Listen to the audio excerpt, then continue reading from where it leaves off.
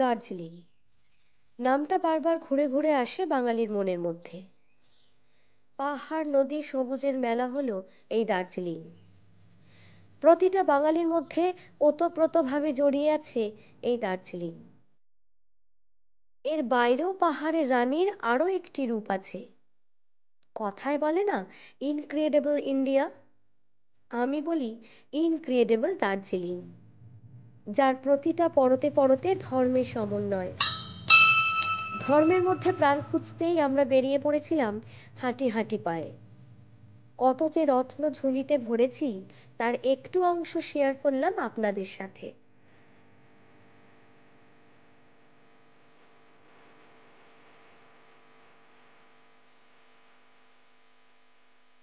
এবার আসি একটু ধর্মকথায়। আমরা জানি বৌদ্ধদের তিনটি প্রধান শাখা, থেরবাদ, মহাযান ও বজ্রযান। এই বজ্রযানের মধ্যেই আছে তিব্বতী বৌদ্ধ ধর্মের প্রভাব। পরবর্তীকালে গুরু পদ্মসম্ভবের হাত ধরেই ক্রমশ সিকিম, দার্জিলিং, কালিম্পং, ভুটানে ছড়িয়ে পড়ে এই বৌদ্ধ ধর্ম। আর এই তিব্বতী বৌদ্ধ ধর্মের অন্তর্গত হল এই চার ধরনের বিদ্যালয়: নাইংমা, শাক্য, কাগ্যু এবং গেলুক। দার্জিলিংয়ে আমরা যেসব মনাস্ট্রি দেখতে পাই তার বেশিরভাগই শাক্য ও গেলুক ঐতিহ্য বহনকারী।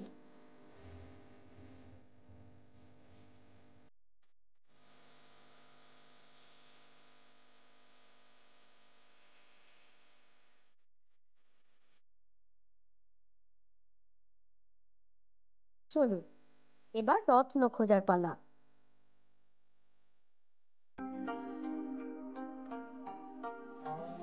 ঠিক সকাল 8টা, যখন সূর্যি মামা সবে সবে পসার সাজিয়েছে, আমরা বেরিয়ে পড়লাম প্রথম রত্নের খোঁজে।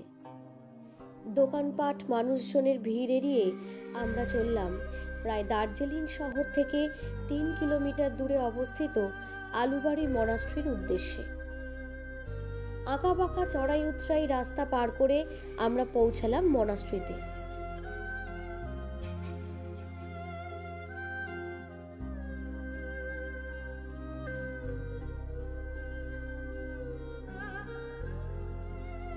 ওখানকার মানুষদের থেকে জানলাম এই বৌদ্ধ মনাস্ট্রির ইতিহাস।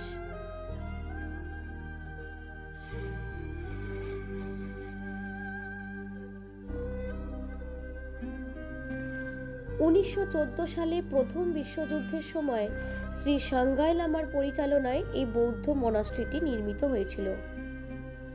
আলুবাড়ি মনাস্ট্রি নাম হলেও এর আসল নাম মাগধোক ইয়েলমোয়া মনাস্ট্রি। মাগধোক নামটি যুদ্ধকে প্রতিরোধ করতে বোঝায়, তাই এই মনাস্ট্রিটি বিশ্ব শান্তির জন্য অর্পিত করা হয়েছিল। এই মনাস্ট্রিতে 108টি বৌদ্ধ মূর্তি আছে। গৌতম বুদ্ধ এবং পদ্মাসম্ভবের বেশ কয়েকটি চিত্র দেওয়ালে অঙ্কিত আছে।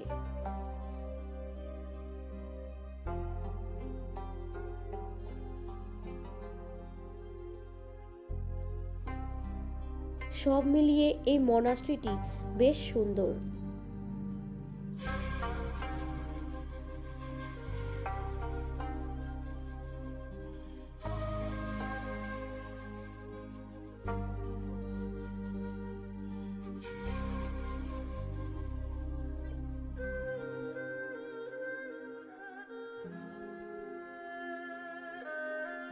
আলুবাড়ি মনাস্ট্রি থেকে ঘুম রেলওয়ে স্টেশনের দূরত্ব প্রায় 3 কিলোমিটার।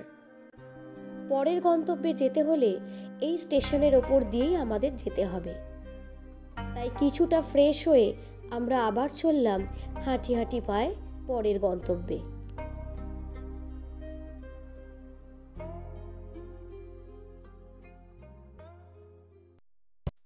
ছোটবেলার অভ্যেস কিছু সময় চাইলেও বদলানো যায় না। হয়তো কিছুটা উচিত নয়। রেল লাইন ধরে হেঁটে হেঁটে যাওয়ার যে কি আনন্দ, সেটা হয়তো ভাষায় প্রকাশ করা সত্যিই সম্ভব নয়। এই মায়াচ্ছন্ন ঘুম স্টেশন যেন আজও কথা বলে, হাতছানি দিয়ে ডাকে। তবে দার্জিলিং ঘুম রেলওয়ে স্টেশনের ইতিহাস খুব রোমাঞ্চকর এবং মর্মস্পর্শী। এই স্টেশনটি প্রায় 1885 সালে প্রতিষ্ঠিত হয়েছিল এবং এটি দার্জিলিং শিলিগুড়ি ট্রেনের একটি গুরুত্বপূর্ণ স্টপিং পয়েন্ট হিসাবে গণ্য হতো। এই স্টেশনের নাম হিন্দি ভাষায় ঘুম অর্থাৎ ঘুম থেকে এসেছে এবং এটি প্রায় 7401 ফুট উচ্চতায় অবস্থিত। দার্জিলিং শিলিগুড়ি রেলওয়ে লাইনটি ইংরেজ সাম্রাজ্যের কয়েকটি উপকারের জন্য প্রয়োজনীয় ছিল, যেমন চা বাগান থেকে চা ও অন্যান্য পণ্য পরিবহন এবং দার্জিলিংয়ের পর্যটকদের পরিবহনের জন্য। দার্জিলিং ঘুম রেলওয়ে স্টেশন এখন ঐতিহাসিক স্থান হিসাবে মনে করা হয়, যা ভারতের প্রাচীন রেলওয়ে নেটওয়ার্কের একটি অংশ হিসাবে গণ্য হয়।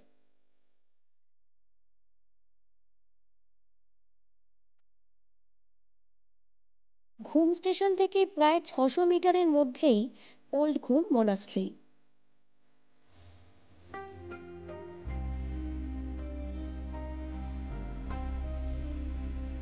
দার্জিলিংয়ের ওল্ড ঘুম মনাস্ট্রির ঐতিহাসিক গুরুত্বও কিন্তু অপরিসীম।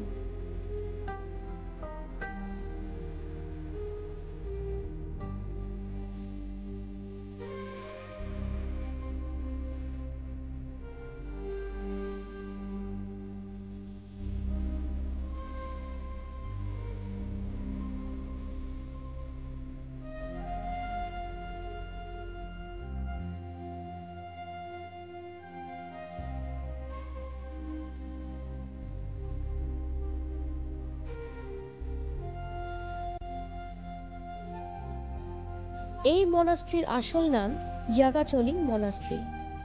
এটি প্রাচীনতম বৌদ্ধ মনাস্ট্রিগুলির মধ্যে অন্যতম।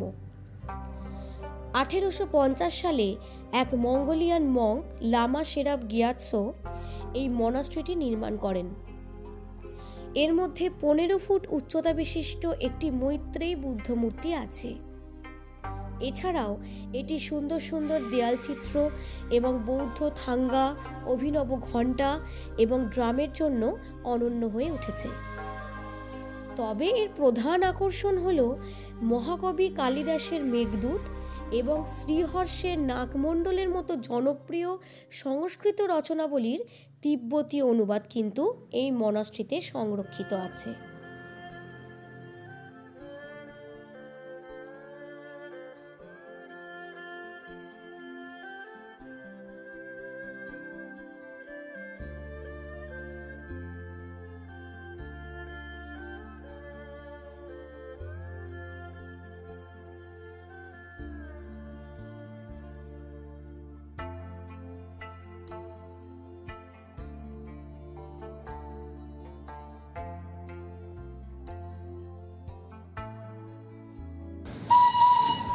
এরপর আমরা চললাম শাক্যগুরু মনাস্ট্রির উদ্দেশ্যে।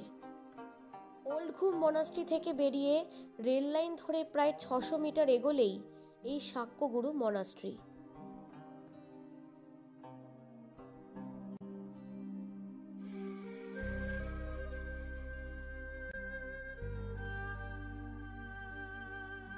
শাক্যগুরু মনাস্ট্রিটি 1909 সালে প্রতিষ্ঠিত হয়েছিল। এটি ছিল প্রয়াত খেম্পো সাঙ্গিয়ে তেনজিংয়ের বাসস্থান। মনাস্ট্রির ভিতরের প্রধান মূর্তিটি গুরু রিম্পোচের হওয়ায় এটি গুরু শাক্য নামে পরিচিত। মনাস্ট্রিটি তিব্বতী বৌদ্ধ ধর্মের শাক্য ঐতিহ্য অনুসরণ করে, যা তিব্বতী বৌদ্ধ ধর্মের 4টি প্রধান বিদ্যালয়ের একটি।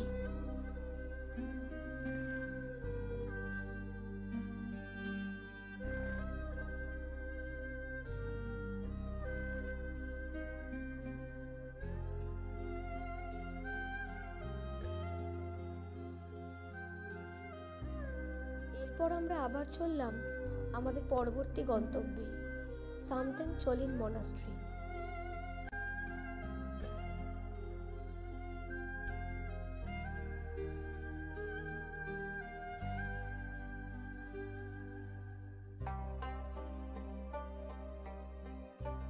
ইয়াগাচলিং থেকে সামথেং চলিন মনাস্ট্রির দূরত্ব মাত্র 1 কিলোমিটার। এটিও স্থানীয়দের কথায় ঘুম মনাস্ট্রি নামেই পরিচিত।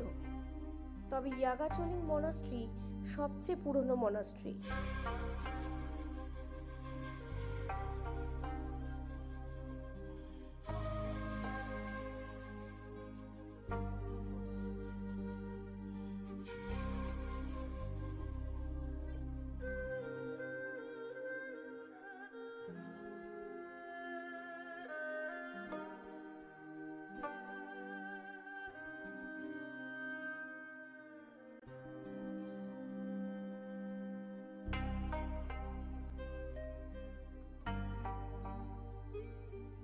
বর্গাকার খিলান বিশিষ্ট এই মনাস্ট্রির প্রধান আকর্ষণ হল প্রখ্যাত পণ্ডিত লামা অনাগ্রিকা গোবিন্দের সম্মানে সাম্প্রতিক সময়ে নির্মিত ভগবান বুদ্ধের বিশাল 26 ফুট মডেল, যা এক কথায় অনবদ্য।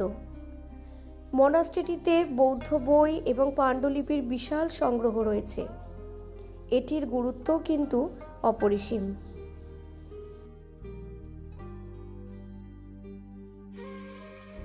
পাহাড়ি সন্ধ্যের তোয়াক্কা না করে আমরা আবার চললাম পরের রত্ন চাক্ষুষ করতে। চলে এলাম ডালি মনাস্ট্রি। সামথিংচোলিন থেকে ডালি মনাস্ট্রির দূরত্ব প্রায় 3 কিলোমিটার।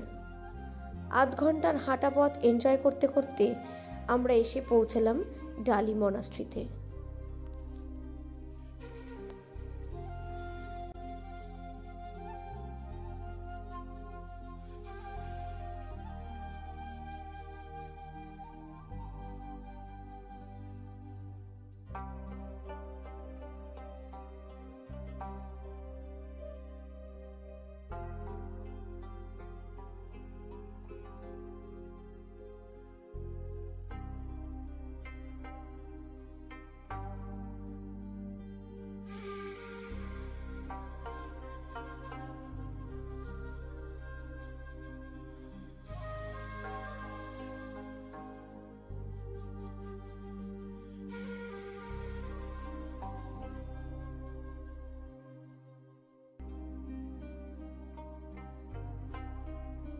1971 সালে তিব্বত সন্ন্যাসীদের দ্বারা প্রতিষ্ঠিত হয়েছিল এই ডালি মনাস্ট্রি। এই মনাস্ট্রির আসল নাম ড্রুক সাংগাক চোলিং মনাস্ট্রি। মনাস্ট্রিটি এই অঞ্চলে তিব্বতী বৌদ্ধ ধর্মের উপাসনা, শিক্ষা এবং সাংস্কৃতিক সংরক্ষণের স্থান হিসাবে কাজ করে। বছরের পর বছর ধরে এটি দার্জিলিংয়ে একটি উল্লেখযোগ্য আধ্যাত্মিক এবং সাংস্কৃতিক ল্যান্ডমার্ক হয়ে উঠেছে, যা সারা বিশ্ব থেকে দর্শকদের আকর্ষণ করে। এটি তিব্বতীয় বৌদ্ধ ধর্মের গেলুক ঐতিহ্য অনুসরণ করে।